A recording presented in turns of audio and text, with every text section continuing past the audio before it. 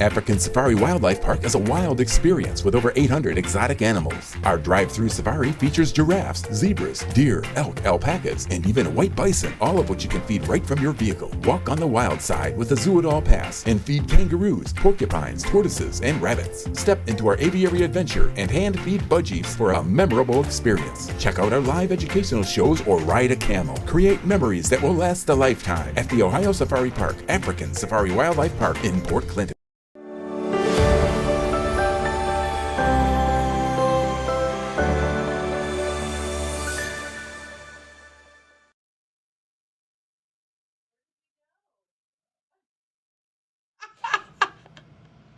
Hey James, we've disappeared.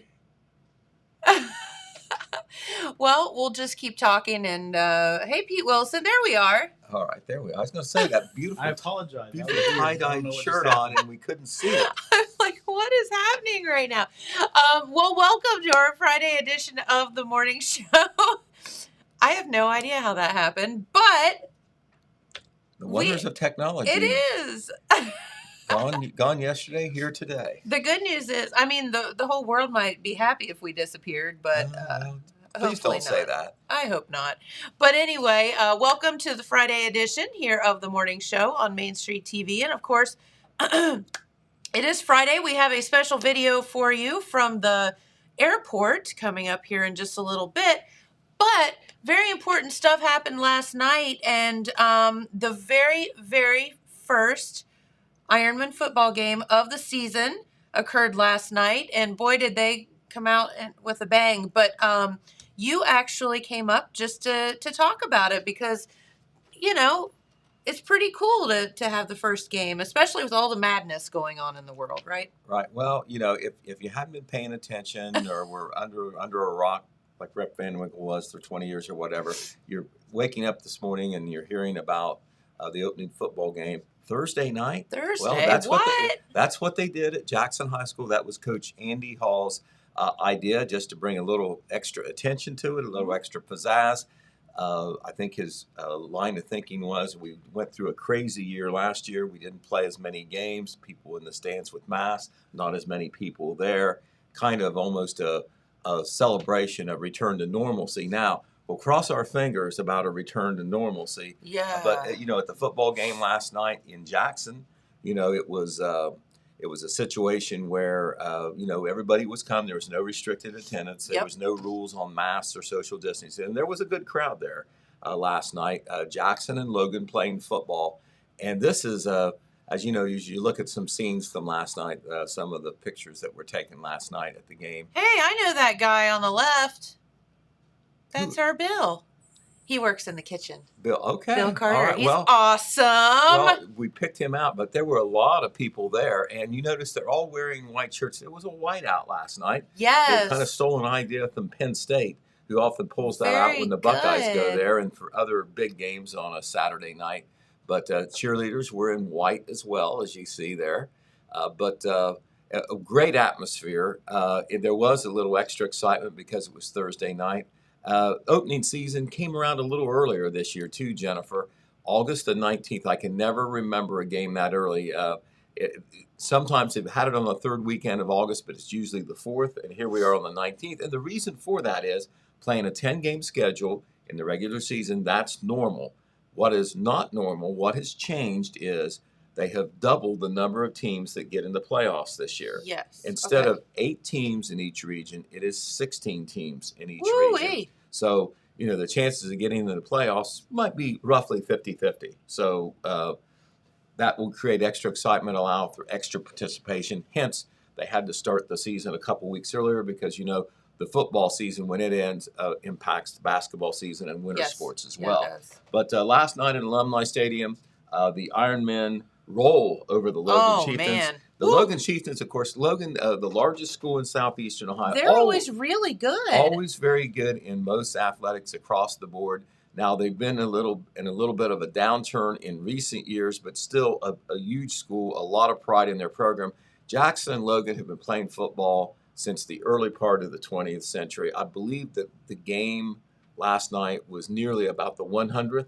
As a matter of fact, Jackson went in. There have been some ties, but Jackson went in with a 47-46 edge in the all-time series. So you see how close and competitive it's been. Yeah. Jackson has now won, though, the last 6 games in a row. Oh. So right now, Logan is the opener. I look for Logan and Jackson to remain as the opener for quite some time. They're historic rivals, long time in the Southeastern Ohio Athletic League, of course. Jackson now in the Frontier Athletic Conference. Logan right now is an orphan. They're looking for a conference. Because been there and done that, haven't we? Right, because of the size of their school, a couple of the other conferences in here just don't want to let them in for competitive reasons. But they have their own challenges because of scheduling and like that. But this game is a natural. Of course, for many years, Jackson played Wellston in the opener, and for the foreseeable future, at least, that's not going to happen. So Logan is a good opener. We'll be going up to Logan next year. Probably maybe the 2 biggest, nicest stadiums in Southeastern Ohio. Really? Between Jackson and Logan. Cool. But last night didn't start off really well. Jackson kicked off to Logan, and a young man by the name of Trayton Poling got the ball at the 6-yard line, and he didn't stop until he crossed the goal line. Oh, no. 94 yards later. And you can imagine the silence in the stadium. Oh, bet. Jackson going in as a favorite in the game, in addition to the fact that Jackson's been in the playoffs most recent years, and Logan was 3-7 last year. Logan also had some injuries they were dealing with. A couple players not up to 100%, a couple players not able to play. Jackson completely healthy. So, Wow. So Logan kicks the extra point there. It had 7-0.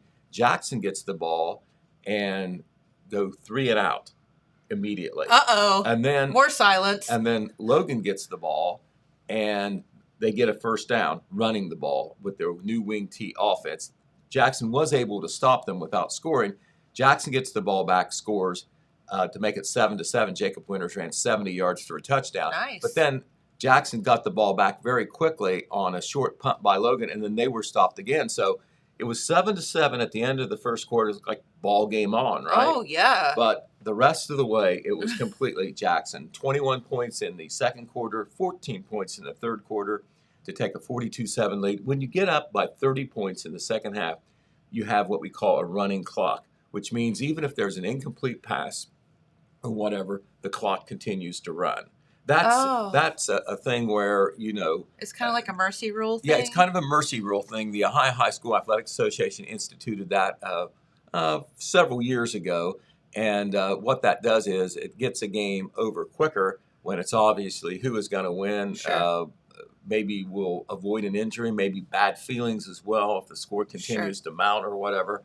And so that was the way it ended, 42-7. A lot of stars for Jackson. Coach Andy Hall has a lot of talent on this football team, Jen. As a matter of fact, they have 2 kids who would probably be the starting quarterback at most schools, and there's 2 of them at Jackson. One is Evan Spires. He is a senior. He actually ended up starting Jacob Winters, who is a junior, also got to play a good bit. And when Spires is the quarterback, Winters is in the backfield. And when Winters is the quarterback, Spires is in the backfield. So, that's cool. So what is really great is, you're trying to think, well, which do I want in there? Well, dang. And that's confusing, too. The other one is playing in the backfield and probably contributing big at that position, too. And obviously those kids are accepting this situation. Coach Hall says they're very, very close. As a matter of fact, his decision to start Evan Spires ahead of Jacob Winters just made it late in the week. And, who knows, it could be different next week. But both kids had outstanding games. For instance, Jacob Winters, 5 carries, 88 yards, ran for 3 touchdowns. He passed for a touchdown also on 4 of 8 passing for 62 yards. Evan Spires ran 33 yards on 4 carries. And then passing the ball, he was even better than Jacob. 8 out of 10 for 100 yards and a touchdown. Wow. Neither of the young men threw an interception, which, that's a big thing for Coach Hall, not turning the ball over. But there were many other stars. Sophomore Cade Wolford. I'm sure you remember somebody named Shane Wolford. I do. That played at Jackson High School. I saw him run for yards and yards and yards, over 300 in one game against Point Pleasant. Yep. But anyway, his boy Cade's going to be a good one, too. He's a good one now, by the way. He, just a sophomore, he ran 84 yards on 10 carries for a touchdown. He also caught a touchdown pass. Tristan Prater, who is a senior. He is one of the best receivers I've ever seen at Jackson High School. And when I say Wow. that, it means something because I've been around for a long time. Couple of years. Right. And Tristan caught 3 passes, including a touchdown last night as well. Also had an interception. Let's see. Winters, Wolford, Eli Browerman, Evan Spars, Braden Powell, Hunter Webb, Holden Blankenship, Boston Campbell all carried the ball. So a lot of Jackson players had the opportunity. On the other side of the ball, Logan was held to 103 total yards, which is very good. And considering that some of those yards came in the fourth quarter after the Jackson starters were out of the game, makes the defensive performance even better. So even though Logan scored that opening touchdown, you can't say it's a shutout. The defense itself did not give up any points and very few yards. So all in all, it was a great start. It was a great start for the Ironmen. Not only was it a victory, 42-7 over an ancient rival that normally you don't beat Logan like that. No. Nobody beats Logan like that. But the great thing about it was also everybody came through. There were no injuries. One Jackson player went down, but he was able to walk off as just fine. A.J. Denny and Lyman, I'm sure he's just fine. But the Ironmen were able to play a lot of players as well. Everybody came out of the game healthy. I think Coach Hall was able to get just about everybody into the contest. He was glad to see Jackson keep its poise and equanimity after giving up that opening kickoff return, and then also not getting off to the fastest start there in the first quarter. You ask, when was the last time Jackson played a Thursday night game? Some people would say they probably never. Well, they don't know their history or they're not old enough. Jackson used to play on Thanksgiving Day. That's correct. That's on Thursday, right? That was a long time ago. It was Jackson and Wellston for years on Thanksgiving Day. And for many years, those two teams were among the best in the SUL. And sometimes the SUL title came down to what happened in that Thanksgiving Day game. Then they stopped doing the Thanksgiving Day game because the SUL didn't like the outcome of the league season being extended way past the normal time, which is the 1st of November. So then Jackson played Oak Hill on Thanksgiving for several games too. And I believe that that's the last time Jackson ever played on Thursday. Really? Right. So anyway, the Ironmen next week. Are you ready for this? They're gonna go down State Route 93 to play the Ironton Fighting Tigers. Oh no! Now, I don't know whether the Ironmen have bit off more than they can chew or not, but Ironton, of course, ancient in the SOAL, and before that, just great football through the years. One time, of course, Tank Stadium was home to a professional football team called the Tanks, and that's exactly where the Ironmen are going to play on Friday night. All Ironton has done is go to the state playoffs 2 years. They've come up one game short both times against a school called Kirtland. Yeah. But Reed Carrico, fortunately, is not at Ironton anymore. He's at Ohio State. And another Division I prospect, Devin Carter, decided to not play football at Ironton this year. He actually started the season practice and all. And after the first scrimmage, he left the team. Really? Because of an injury. An injury concern. He probably would have been able to play at some point this year, but he's also got a great opportunity to play at a Division I school, and so he's decided, to let's not risk it. For the most of the season, and so he just decided not to play his senior season at Ironton. He has the talent and the reputation to where he will probably still get a Division I scholarship. Hasn't been offered by Ohio State yet, but it could be coming. But anyway, regardless, what is in the water down there? Even though Reed Carrico and Devin Carter are not there, Ironton still will probably go into this season ranked as the top team in Southeast Ohio. Now, that's a consensus thing, not a vote thing or an actual thing or a rating thing or anything, but they've just proven that they deserve that. The Ironmen later on will have to play Licking Valley, one of the top teams in the Newark area. They annually go to the playoffs. That's week 3. Week 4, Jackson will play Western Brown, who has a Division I quarterback prospect. They snap the ball every 10 seconds, according to Coach Hall. It's the fastest offense in the state of Ohio, he thinks, because they do a hurry-up offense. They throw the ball all over the place. That'd be tough in high school. Right. I believe they had a game last year against Clinton Massey, who is a powerhouse in the state, and Clinton Massey beat them 92-58 or some crazy score like That's a that. basketball score. With Western Brown, you have to outscore them. So anyway, that's week Gotcha. 4, and that's at their place. Oh, Then week 5, boy. Wheelersburg. So do you think Jackson has scheduled up this year? So Whoa. we'll see what happens. That's the next 4 weeks. And then there's the league, the Frontier Athletic Conference. You know what I predict, too? I predict Logan went back home last night and has already pivoted, and they're going to figure out how to not have that happen again. Oh, I'm sure that they will. Because that's not Logan-like. No, Coach Eddie has coached at Logan for several years now, trying to turn around, as I say, a little downturn in this decade at least. This isn't going to happen to them all season. No, it's not. They've got a lot of kids. They've got a proud heritage. And, they did come in with a little bit of an injury problem, too. And so I'm sure that they will be much, much improved when the Ironmen go up there next year. Okay, tonight, Friday night, traditional football night. That's right. We're going to have 2 games on the radio involving our 3 remaining local teams. And we have the excitement of a county rivalry, a cross-county rivalry, as the Oak Hill Oaks travel to Wellston to take on the Wellston Golden Rockets at C.H. Jones Field in Wellston. And both of these teams last year made the playoffs. So, I know that they would like to do that again. However, both teams lost a lot of talented seniors who made their seasons good last year. And so both Coach Carver at Oak Hill and Coach Smith at Wellston, they'll have a lot of new faces in the lineup tonight. And so you have that excitement, too, as you see new players making a name in the Friday night spotlight. But that game, of course, will be on the radio tonight. We'll have it on 105.3 FM and 1330 AM, which is WYPC. We call it our Fox Sports Station. And that game will be on with Rick Perdue and Mark Thomas calling the action since it is at Wellston. We'll have all the games of all the local teams, every game, regular season and playoff. You can also catch it online.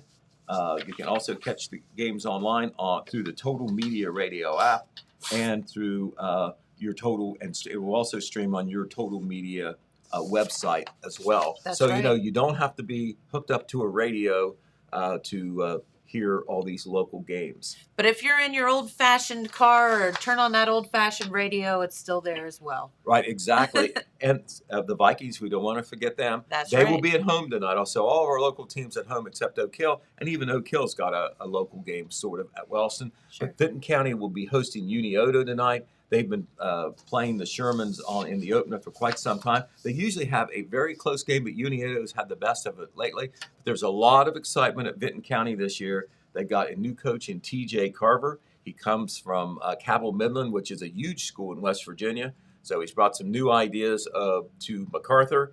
And the Vikings have a veteran quarterback in Braylon Dameron. They'll have a lot of new players too, but they're very excited and would like to get off to a good start, 1-0 against Unioto.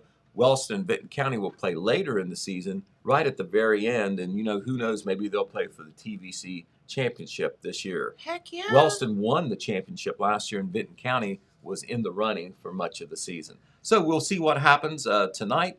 That Vinton County Unioto game you can hear on WYRO 98.7 FM.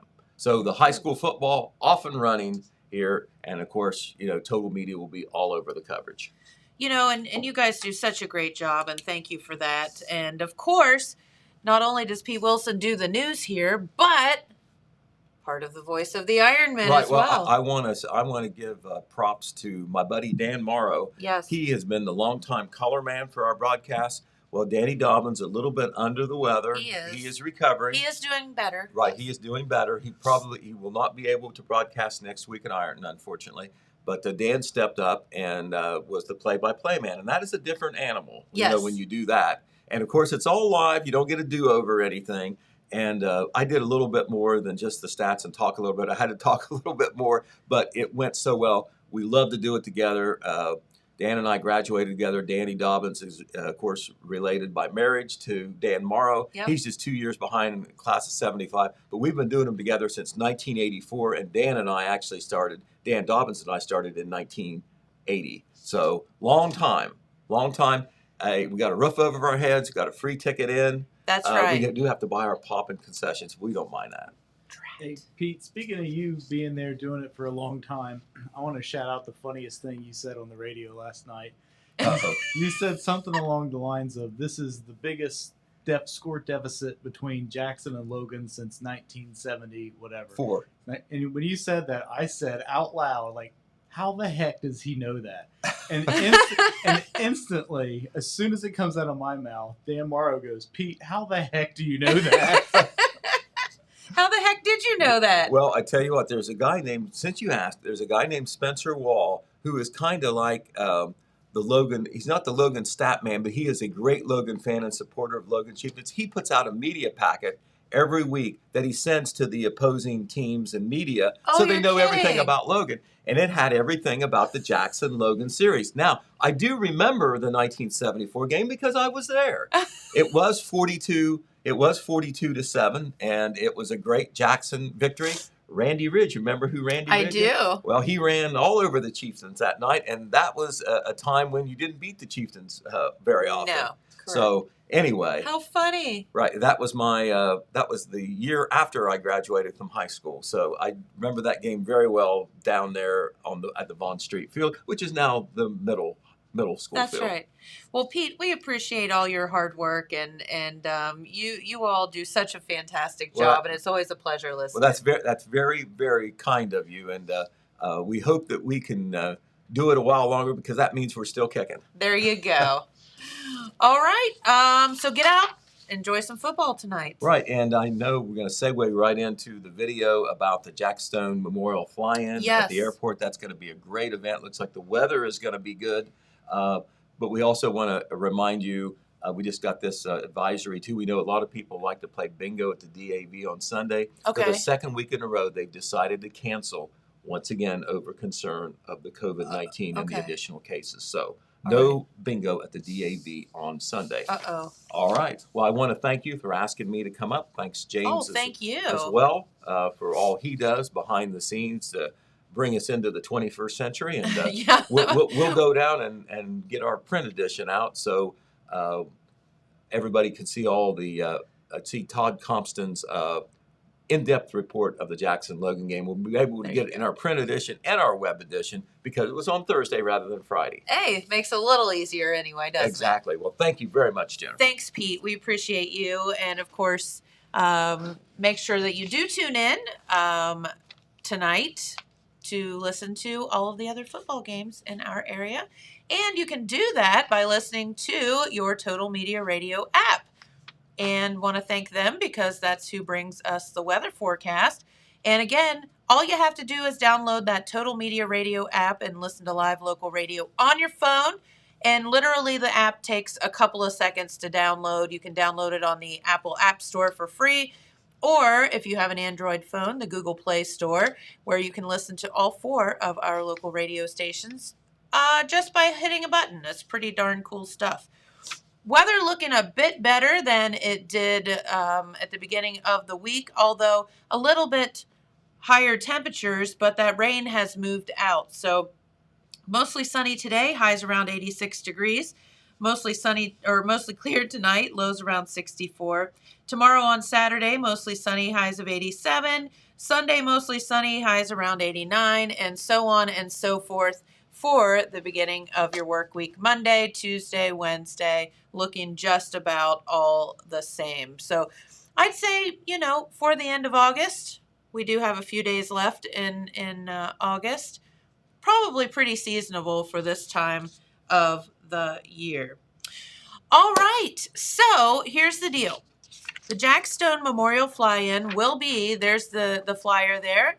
I have one in my hand right here at the Jackson County Airport tomorrow, this Saturday, where you can see the Ohio University DC-3 display, the P-51 Mustang, the Cincinnati Miss, the Southern A Model A Car Club having a car show on display out there. Many, many other things. The Ohio State Highway Patrol helicopters. There's going to be food. There's going to be fun.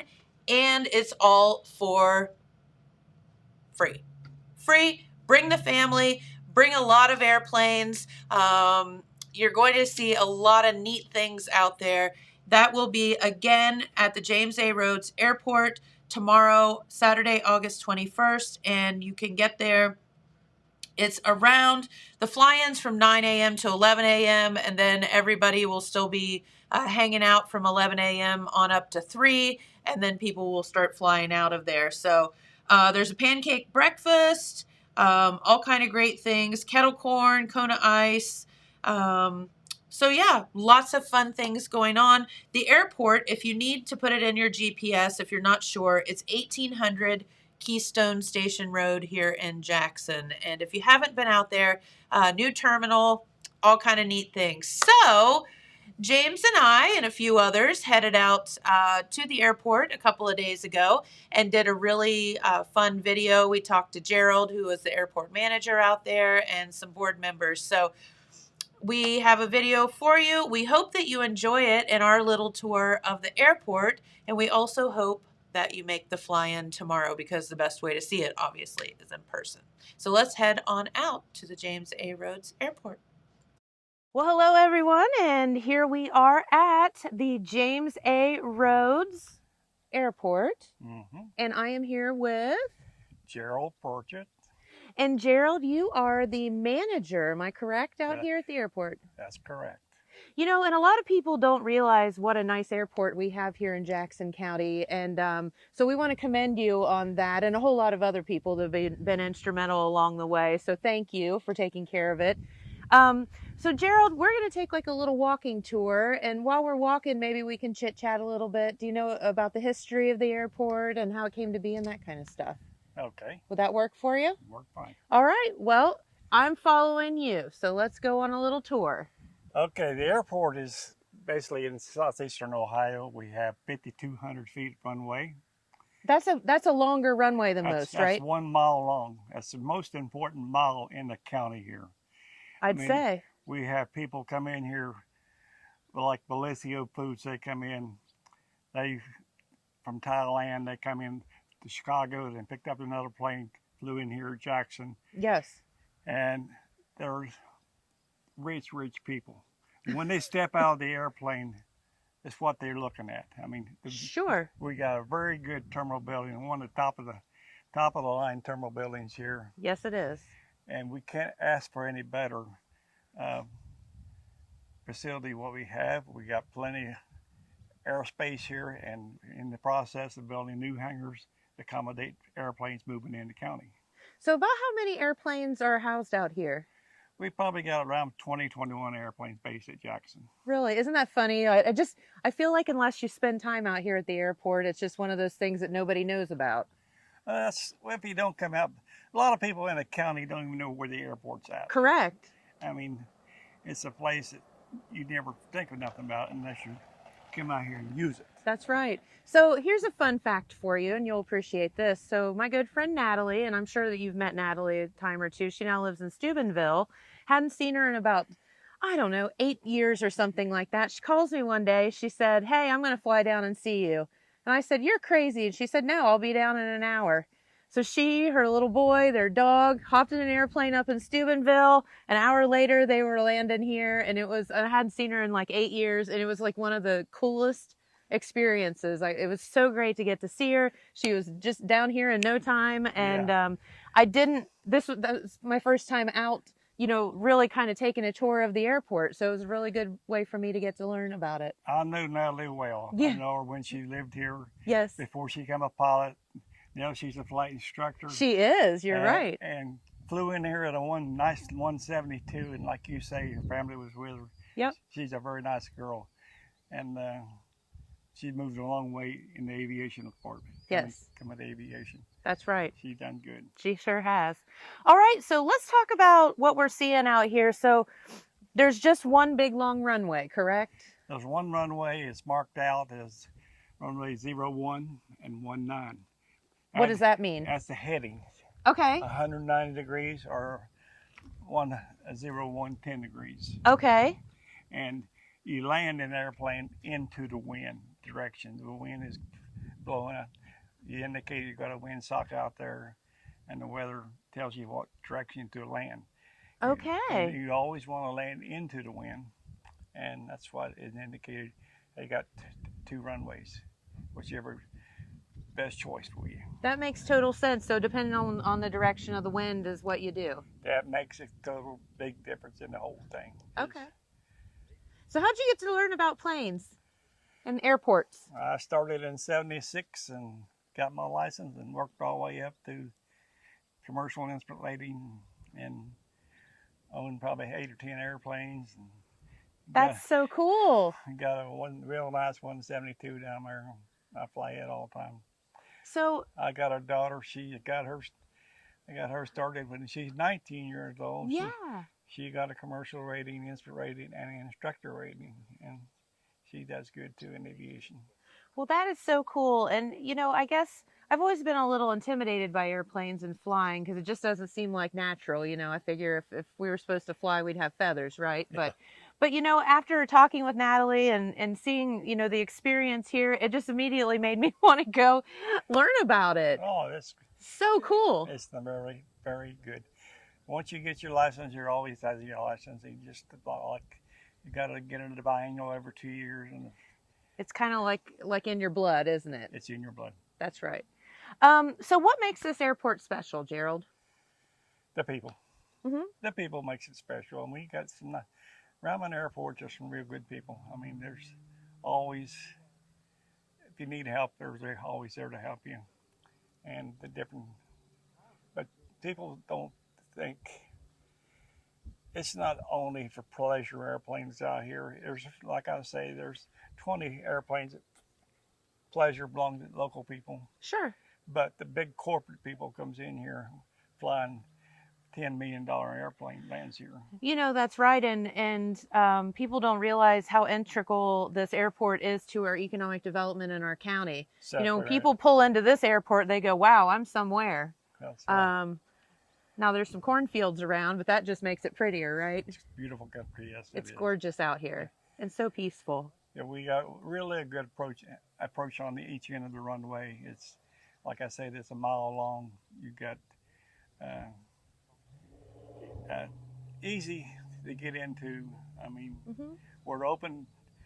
The fuel farm here is we sell fuel 7 days a week here, 24 hours a day. People need fuel, can stop in anytime and buy fuel. Really? Okay. And we'll keep them going. I mean, that's one of the big plans we had when we put the fuel farm in. Love that. We supply the people with the fuel when they need it. Well, that sounds like a fantastic idea. Give the people what they need, right? And we use it. Other neighbor airports, they don't have it, and the people comes up here after hours buy fuel, and on Sundays when they close, they're buying fuel here, and they're still flying. We have a lot of traffic flying from Florida and all around. It's down up north, come through here and stop. So you just stop to fuel up, just like you stop at the gas station when you're driving to the beach. That is exactly, you're right. You got to have fuel in the airplanes. If you don't, they won't stay up. That makes total sense since we don't have feathers, right? Exactly right. All right. Well, let's, you want to go in? Tell us a little bit about the new terminal on the outside, and then we'll go inside and take a tour of it as well. The terminal building is, we had fairly new, right? It's about 5 years old. Yeah. We had a brown that is, 24 by 24 shack. Yeah, it left a lot to be desired. Oh, it was a total eyesore for the $10 million airplanes pulls in here and want to do business here in Jackson Not County. Good for economic development, No. right? Yeah. And we finally got the money together. So Dad probably started it, and we got the money. We built the building. It's not too big and it's not too small. It's just big enough to serve the people who needs to come through and need stuff. We got a nice conference room in there, and then got a good board of airport authorities members. I mean, excellent. I mean, couldn't be any better. That's exactly right. We're going to meet a couple of them here in just a minute, aren't we? That's right. And they're their leaders, and they're head of the board, and the board runs the airport. I mean, sure. Somebody has to, right? And I have seen a lot of changes in it. A lot of people come and go, but it's changed for the better. Well, good. So how long you been working out here? I've been employed as a manager for 5 years. I've been on the airport authority probably 25 years. Wow, that's awesome. Yeah. Well, you want to head inside, take a tour? Let's go. All right. And this is for the pilots that come flying through, want to stop and take a break and the rest. We bought this furniture here. It's made by Amish folks, and they do a real good job. Yes, super comfortable, isn't it? Oh, yes. And durable. And when I'm not doing anything, I hang out here too. Can't say as I blame you. Nice cold drink, Yeah. sitting on the porch. But this is one part of the thing when we built the building, made sure people use the building. That it's comfortable. That's right. Yeah, pleasant place to stop. Yeah. Let's walk in here. All right, so now we're walking in the terminal. This is the building. Inside of the place. It's beautiful in here. This wing's put up here by Carlos and his dad. The airplane's pictured right there. It's the old Boeing. The barrels that are made here are local in Jackson. They come into move to Jackson. Sure. Speyside? Stateside. They donated 2 barrels. And that's great. we have a lot of people come here and look at them. And really makes it nice. Step back here, and this is I'm going to show, but this is our conference room here. This is our meeting room. We got photos on the walls here representing every village and towns of Oak Hill, Swaleston, Oak Hill, Colton, and that's great. And all the tables we have here donated. Chairs, all the chairs donated. Eric got those for us. We didn't have no cost at all. That's amazing. When we put the building in. This is so what would this get used for? This is from Superior Hardwood. And you know Superior Hardwood? Yeah. Okay. Yep. He's in part of donating these tables to us. That's awesome. I mean, they're big help. Yeah. We have Wi-Fi out here. We've got Wi-Fi in the building, Wi-Fi in the hangars.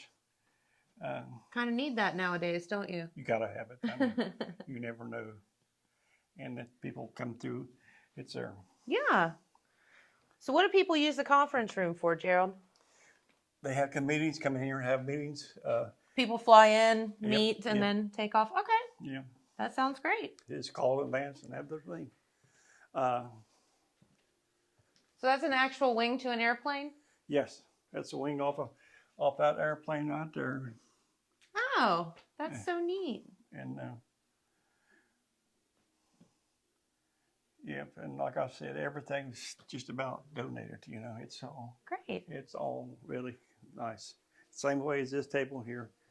In the airport here, this is our weather station. That's important, huh?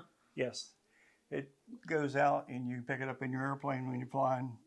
Give the pilot what they're looking for when they come into Jackson land. Okay. They know the weather, they know the winds. And like right now, the winds are 350 at 5.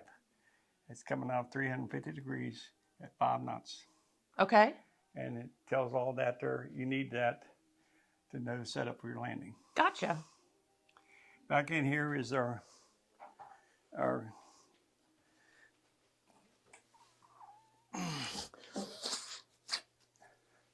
back here is our pilot's lounge. This is a lounge that is open 24 hours a day. Oh, with a great. combination. If you're a pilot, you would know the combination. You squawk BFR. There are certain numbers there and pound numbers. Okay. That'll bring you in here. Once you get inside here, you got all the facilities. Nice comfy chairs. I might take a nap.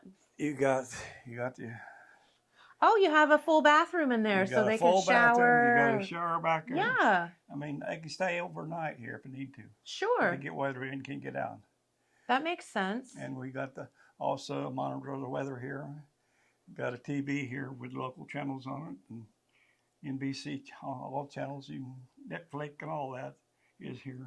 Very People good. coming. Well, heck, I may just come out here and live, huh? Well, I wouldn't blame you. It's pretty cool out here. Really nice. Yeah. Outside, you'll see we got a fuel truck out there. You got Epic on it. It's a Jet A truck. It takes care of the corporate jets. I mean, they'll hold 2,200 gallon fuel. I had one come in here, and he called me. He said, "How much fuel will your truck hold?" I said, 2,000 gallon. He said, I need 1,700 gallon.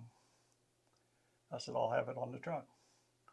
Wow. And when he come in, he got 1,700 gallon. He went back to Las Vegas.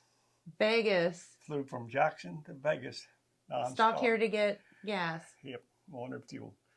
That's cool. Fixed him up. And that's over $6,000 of fuel. Went to the county. That's pretty neat. I mean, that's what it's all about is nothing's going to make money out here at the airport but the fuel sales and the hangar rent. Mm-hmm. That's what brings revenue in. Makes sense. That's what we're looking at now is building new hangars to bring more revenue in. More airplanes here based here, more money they're going to spend. That makes total sense to me. And that's exactly what we're up to. We got a very good team working for us, working with us. Yeah. Well, good. We're going to meet some of those folks here in just a minute. Okay. Is there any other thing that you wanted to show us on our tour before we let you get back to doing all your duties? Because we got you off your mower, didn't we? Yes, we're getting ready for their fly-in, kind of mowing a little bit in advance, get ready for That's right. make it look good. This coming weekend. Yeah, I hope everybody comes out, visit the airport.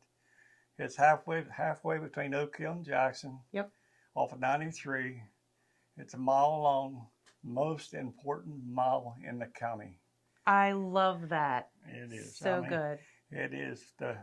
Okay, thank you very much. All right, thank you. All right. And I think that Gerald's got to get back to work, so we're going to head on into the meeting room and talk with some board members. All right, well, we've moved on to some board members here. I think you all recognize that face. Our sweet Amanda Crabtree, of course, is here. And then our good friend Eric Massey is here with us. And tell us how you all are involved with the airport. So I'm chairman of the airport authority that oversees the operation of the airport. Okay. And I'm also a pilot and a tenant. So you actually fly, right? Yes, yep, okay. I do. thought I'd heard that about you. Yep. So are we going to go out and fly around here in a minute? If you want to go fly around, we'll go fly around. No, that's okay. I won't put you on the spot. And Amanda, what's your involvement out here? I am a board member on the Airport Authority Board. Recently been added to the board. Started, I think, February was my This year, yep. appointment. And so I am not a pilot, although I aspire to be one day, maybe. One of these days when we grow up, right? That's right, exactly. But I've always been interested in the airport. Obviously, always been interested in economic development of our county, and so eager to be able to volunteer in this capacity as well. Well, very good. Thank you for wearing that hat as well as many others that you wear along the way. So, Eric, let's talk for a minute about maybe the history of the airport. You know, this is called the James A. Rhodes Airport for a reason. Sure. So the airport was developed under the administration of the Rhodes governorship. He put airports around Ohio. I don't know how many there are, but this airport was part of that endeavor to get an airport in every county. And so in honor of that endeavor, it's been called the James A. Rhodes Airport for longer than I've been here. And pretty much every airport, from my understanding, almost every county still has an airport. In Ohio, there's a couple that don't. That's correct. Is my understanding, but most every county has at least an airport. That is so cool. There's more obviously in the larger communities, but yeah. So as Jared was talking about earlier, you know, the airport is not here just for rich people to fly their planes in, like, you know, and it is here obviously for hobby, as you are a pilot and whatever, and you enjoy aviation.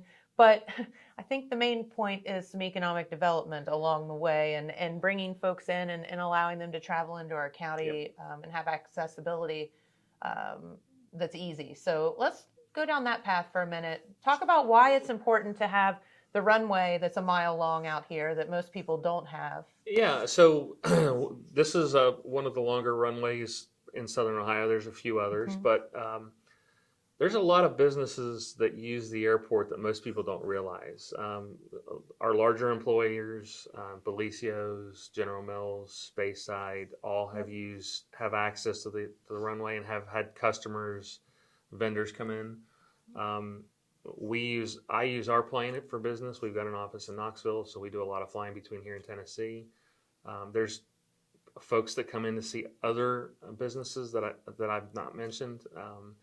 We see a lot of private jets coming in with customers and vendors, that type of thing. So there's a lot of activity out here that people don't realize. You know, and in talking, I don't think he would mind, but in talking with, Mark Carmen, who was our guest, a couple of days ago on the program, he said there's been times where someone has called to say, hey, somebody important is flying in, need a car.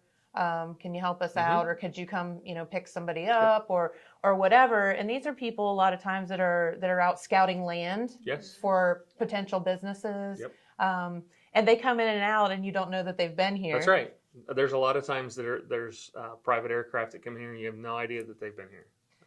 Yep. And so I have the pleasure of living over on Standpipe Road, which I absolutely love. But until I moved out there, I had no idea the traffic that comes in and out of this airport. And of course, you have the hobbyists. Right. You have the little planes flying around, and I assume they're not looking at my house because there's nothing fun happening there. But you also hear these big jets flying in, and you think, oh, that must be somebody. That's pretty cool.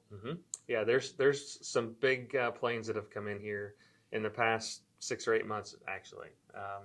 A lot of scouting of locations. There's some activity going on now from an economic development standpoint that those folks have come in on private aircraft, done their due diligence during the day, and they leave that evening, or they'll stay overnight. So yeah, there's a lot of activity out here. Which in itself is economic development. People can fly into this airport. They can go stay at a local hotel and eat at Restaurants, your coffee shop, or right. the restaurants, or whatever. Support local, and then they leave. And I think we're all pretty proud of our little area that we live in, and it's fun to show it off. It is. And they start here, which is really cool. And this new terminal was part of the process of building this. This is the first impression people have when they walk off their airplane. So it's a nice, visually pleasing approach here. So what makes this a little bit nicer than some of the other airports that might not have all the niceties?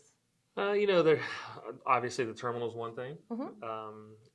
Access to Jackson.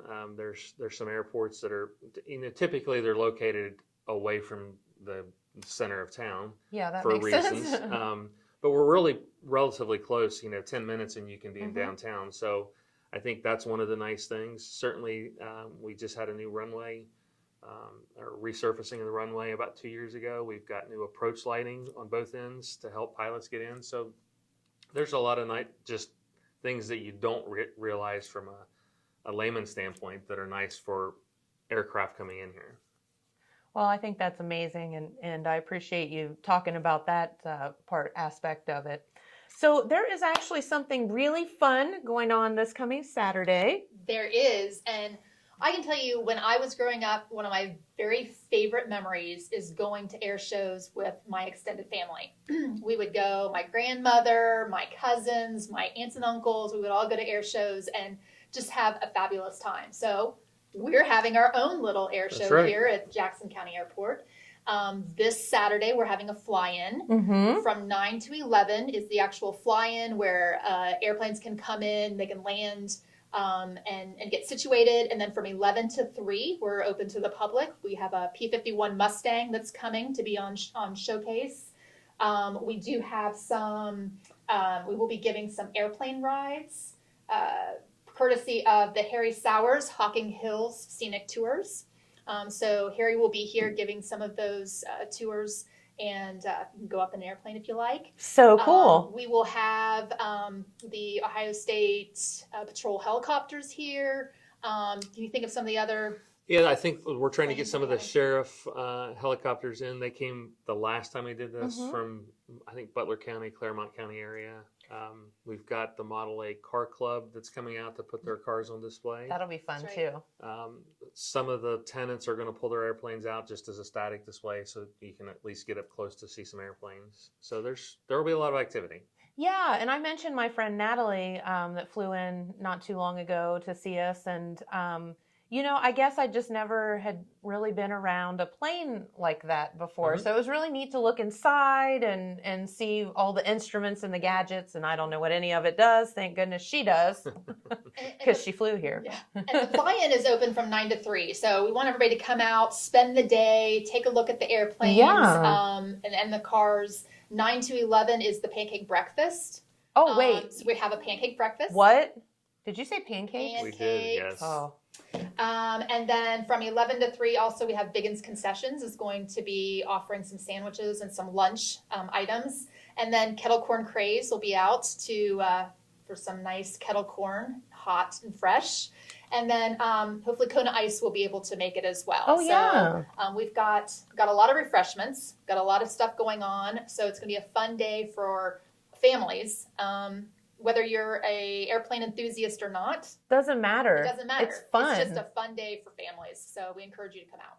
That's right. And allow these folks to show off their airport. That's right. You know, it's you should be proud when you come out here and take a look at it, and you will be proud of what is out here. Yeah, and it's not our airport, it's everybody's airport. This is a county airport. This is Oak Hill, Wellston, Jackson, all the community members. It is your airport. Something to be proud of for everybody in this community.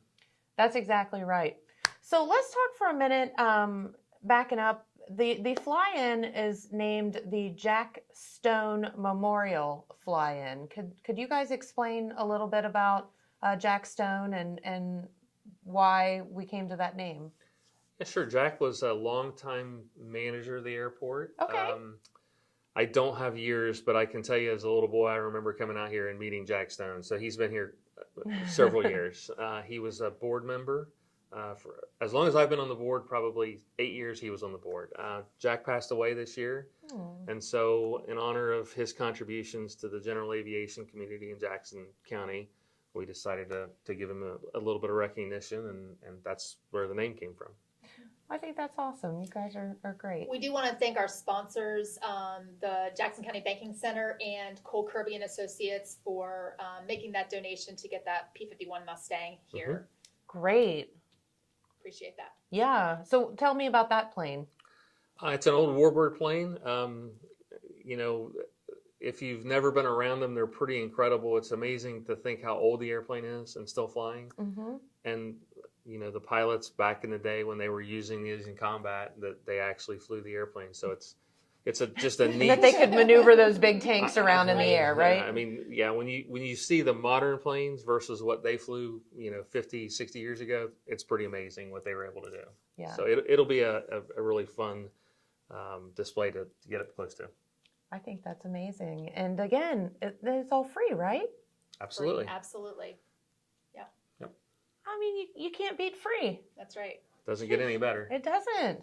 So what else would you all like our viewers to know about the airport or the fly-in or maybe just the area? I think the big thing to realize is the importance the airport brings to the community from an economic development standpoint. That can't be overstated enough. Correct. There are a lot of hobbyists out here, and that's what keeps the airport going on a day-to-day basis. But it's nice to get those big, larger airplanes in here for the fuel sales and the local economy, not to mention hopefully bringing some jobs to the area. Yep, absolutely. Gerald was just mentioning when we talked in the lounge in there, which I might just come out and hang out during the afternoon or something. It's not well publicized. I'll tell a lot of people. It's really nice. But he was talking about the plane that flew in and said they needed, how many gallons was it? Like 1,700 or whatever. 1,700 probably. 100, gallons of fuel, and they ended up, and then they were doing a straight line to Vegas. Yep. And so it's like they stop in little old Jackson, Ohio, so they can fly their ginormous jet all the way to Vegas. That's so, right. I mean, and that money stays here. That's correct. That's right. Yep. So that's pretty neat. It is neat. It's. And there are all kinds of stories like that. Yeah. Oh yeah, yeah. I'm sure Gerald has a lot more stories about incoming aircraft than I have. He'd probably be the storyteller, but some of the planes that have come in here just are huge, and they take a lot of fuel, and that's money that stays here and helps us continue to grow. That's right. All right. Well, you all are very busy, and we know that, and we don't want to keep you. But we appreciate you all taking time to show us around this beautiful facility and talk about the fly-in. So Absolutely. let's Make go sure over you- that one more time. Make sure you come out this Saturday, Yep. August 21st from 9 to 3 here at the James A. Rhodes Airport. We have lots of food vendors. We've got a pancake breakfast from 9 to 11. Then we'll have some lunch items for sale, as well as kettle corn. You can come and see the P-51 Mustang, and then maybe take a ride in a plane as well. That sounds great. Thanks for coming out. Oh, Appreciate thank it. you for the tour. This has been so much fun. Get out there this weekend. It's free. Bring the family and enjoy. Absolutely. All right. Thanks so much. Thanks. Thank you. All right, let's head back to the studio and see what else we can get into.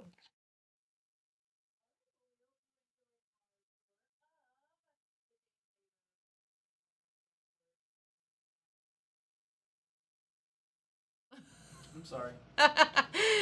We hope you've enjoyed our airport tour. I'm not on the ball today. That's I okay. apologize. Thanks, It's James. You made a Friday. heck of a video, though. So, no, we do hope that you get out to the fly-in tomorrow. Bring the kids, bring the family. It's going to be a beautiful day. There's no rain in the forecast. The sun's going to be shining. It's going to be wonderful. So please get out, fly in from 9 to 11, and all the festivities from 11 to 3. There will be food. There will be entertainment. There will be all kind of fun stuff for you to see. So please get out there tomorrow. James A. Rhodes Memorial Airport is located at 1800 Keystone Station Road in Jackson. Just in case you need to put that into your GPS, because I'd say there's quite a few people don't know how to get to the airport. You know the vicinity, but getting to it's a whole other situation. But it's super duper easy to get to, plenty of parking, and very accessible. So there you go. All right. Well, thanks to Pete and all the gang for the morning news football update. Thank you to James for making a really cool video. And we hope that you enjoy your weekend. Lots and lots of high school football coming up this weekend. So we hope that you take advantage of that as well. Have a wonderful day, a wonderful, safe weekend, and we'll be right back here on Monday. Thank you so much for tuning in. Bye-bye.